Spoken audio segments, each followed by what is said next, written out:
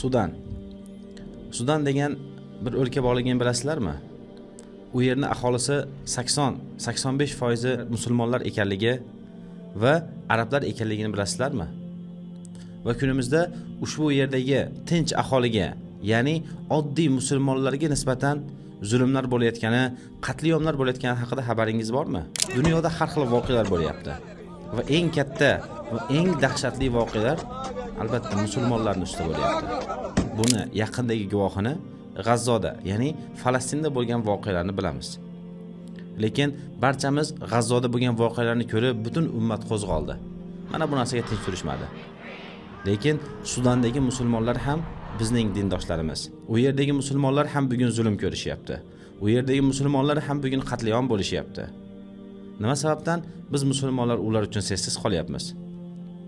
Balki u yerda ichki urush bo'layotgani sababli, balki hukumatni talashib urush bo'layotgani sababli befarq bo'layotgandirmiz.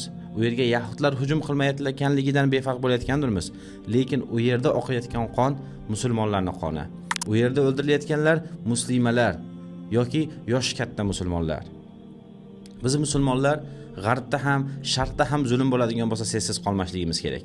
Agar zulm Sharqiy Turkistonda bo'ladigan bo'lsa, yoki Hindistonda bo'ladigan bo'lsa, yoki Sudanda yoki G'azzoda bo'ladigan bo'lsa ham biz musulmonlar uchun hech qanday farqi yo'q. Chunki g'arbdagi ham bizning musulmon qardoshimiz, sharqdagi ham bizning musulmon singlimiz. Shu sababli Sudandagi bo'layotgan voqealarga befarq bo'lmaylar. U yerdagi musulmonlar u yerdagi bo'layotgan voqealarni ko'rib, subhanalloh, odamlarni u yerdagi qatliam qilayotgan musulmonlarning holati juda ham og'ir. Endi voqea haqida biroz biz qisqa bir ma'lumot bo'lib o'taman.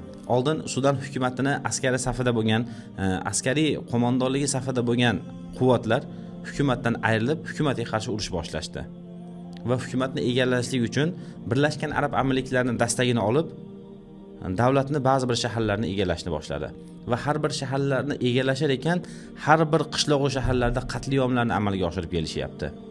Va kecha ham Sudanning bir necha viloyatlarida hujumlar amalga oshirishdi va kirgan har bir qishlog'ida musulmonlarni, muslimalarni, yosh go'daklarni ham ayb o'tirmasdan qatliyom qilishyapti. Shu sababli bizlar ham Sudandagi bo'layotgan voqealarni sizlarga biroz bir ta'sirlab ko'rsatishlik uchun tasvirlab mana bu videoni tasvirga olyapmiz. Chunki kecha u yerda bo'lgan voqealarni ko'rdim. Musulmonlarga qanday zulmlar qilayotganini, bir musulmonni qo'lidan daraxtga osib qo'yib ustidan kulib o'tirishibdi. Subhanalloh. Va u yerda qancha muslimalar, yosh go'daklar qatliyom bo'lyapti.